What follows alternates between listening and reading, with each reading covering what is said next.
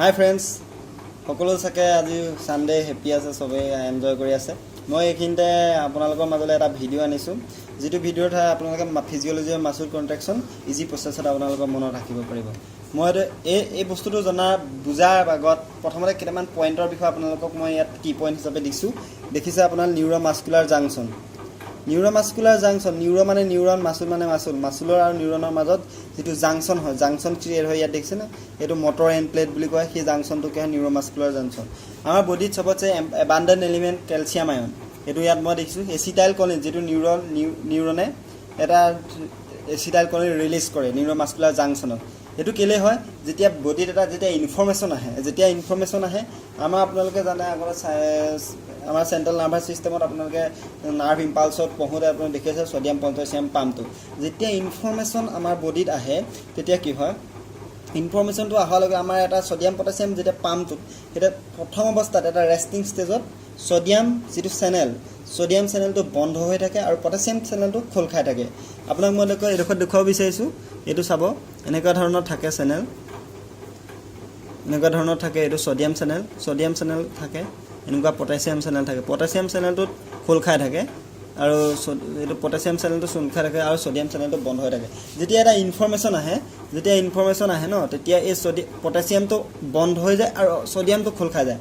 তেতিয়া মানুহ কি হয়, ছ'ডিয়াম চেনেলটো যেতিয়া খোল খাই যায়, তেতিয়া ইয়াত এটা ডিপলাৰাইজেশ্যন ষ্টেট ফৰ্মেশ্যন হয়, আৰু তেতিয়াই আমাৰ যেতিয়া ডিপলাৰাইজেশ্যন হয়, তেতিয়া ইয়াত নাৰ্ভডালে মাচুলত কি কৰে, এচিটাইল কলিন ৰিলিজ কৰে।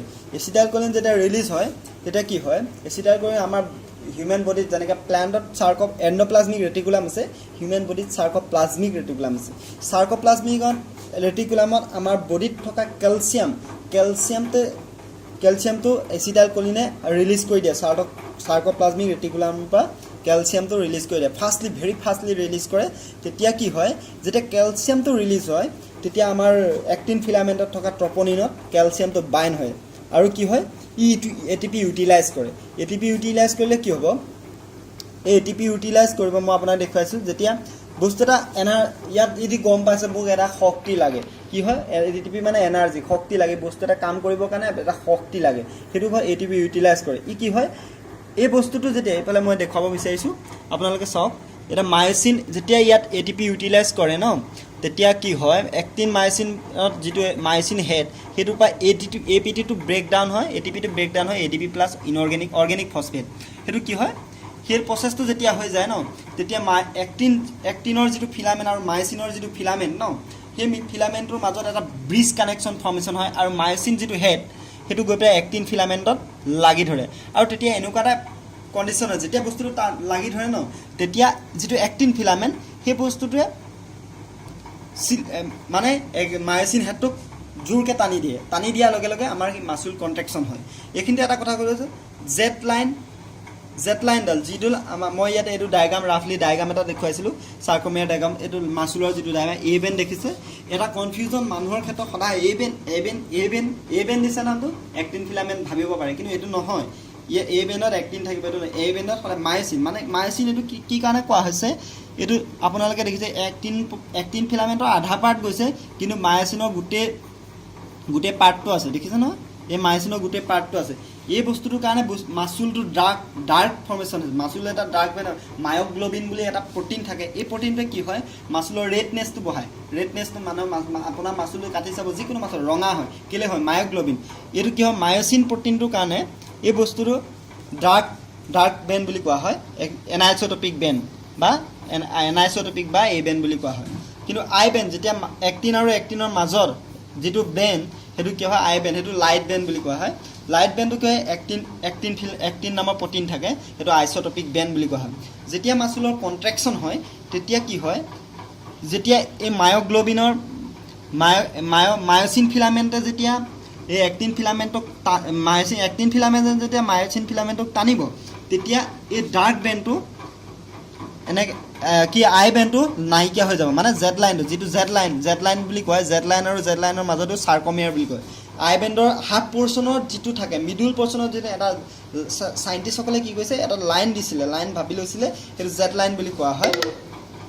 সেই লাইনটো নাইকিয়া হৈ যাব আৰু মাচুল কণ্ট্ৰেকশ্যন হ'ব। মাচুল কণ্ট্ৰেকশ্যন হ'লে জেড লাইনটো নাইকিয়া হৈ যাব আৰু তেতিয়া একটিন আৰু একটিন আহি পেলাই একদম মায়োচিনটো ঢাকি ধৰিব। কিন্তু এই ক্ষেত্ৰত এ বেণ্ডৰ কোনো ডিফেক্ট নকৰে, মানে এই বেণ্ডটোত ডিফেক্ট নকৰে। ডাইৰেক্ট আপোনাৰ মাচুল কণ্ট্ৰেকশ্যন হ'লে ডাইৰেক্ট এই মাচুল আপোনালোকে এনেধৰণে দেখিব, যাতে গোটেই জেড লাইনটো ডিছমিছ হৈ যাব আৰু এই বেণ্ড নাইকিয়া হৈ যাব, সেইটো মাচুল কণ্ট্ৰেকশ্যন। আৰু যেতিয়া এচিটাইল কলিনৰ কামটো শেষ হৈ যাব, তেতিয়া ক্ৰছ বীজডালে আকৌ ATP ADP অথনি যে এডিন'চিন ডাইফচফেট আছিলে ন, আৰু তাত ফচফেট আছিলে, সেই দুটা যোগ হৈ আকৌ ATP ফৰ্মেশ্যন কৰিব। ই লাহে লাহে মায়োচিন হেডটো এক্টিন ফিলামেণ্টৰ পৰা লাহেকৈ এৰাই যাব। এনেকৈ ৰিলেক্সেশ্যন হয়। ৰিলেক্সেশ্যন কণ্ট্ৰেকশ্যন এই প্ৰচেছটো এনেকৈ চলি থাকে নিশ্চয়। আৰু মই এইখিনিতে এটা আপোনালোকক খেলি মেলি লাগিবৰ কাৰণে এটা বস্তু মই ইয়াত দেখুৱাইছোঁ, DHMLIZ। ডি মানে ডাৰ্ক বেণ্ড, ডাৰ্ক বেণ্ড ক'ত থাকে, ডাৰ্ক বেণ্ড মানে কি এনাইচটপিক বেণ্ড, আৰু এইচ জ'ন। আৰু ডাৰ্ক বেণ্ডৰ মাজৰ যিটো জ'ন সেইটো এইচ জ'ন বুলি কোৱা হয়। আৰু তাত এম লাইন মানে মিডল লাইন বুলি কোৱা হয়, সেইটো মিডল লাইন থাকে। এইটো দেখুৱাইছোঁ আপোনাৰ এই এম লাইন। তাৰপৰা আপোনালোকে দেখিছে LIZ। এল মানে কি হ'ল এল মানে হ'ল লাইট বেণ্ড, আৰু লাইট বেণ্ডটোক কি বুলি কোৱা হয় আইচটপিক বেণ্ড। আৰু আইচটপিকৰ যিটো আইচটপিকৰ মাজে মাজে এডাল বেণ্ড থাকে, সেই বেণ্ড দুটা কি বুলি কোৱা হয় চাৰ্কমিয়াৰ বা জেড লাইন। বুজি পালে? আপোনালোকক মই প্ৰথম আকৌ দেখুৱাইছোঁ। এই বস্তুকেইটা আপোনালোকৰ main important: neuromuscular junction, motor endpoint, calcium ion, acetylcholine, actin, myosin, Z line, A band আৰু আই বেণ্ড। যদি ভিডিঅ'টো চাই ভাল পাইছে প্লিজ কমেণ্ট কৰিব আৰু লাইক এণ্ড শ্বেয়াৰ কৰিব। Thank U.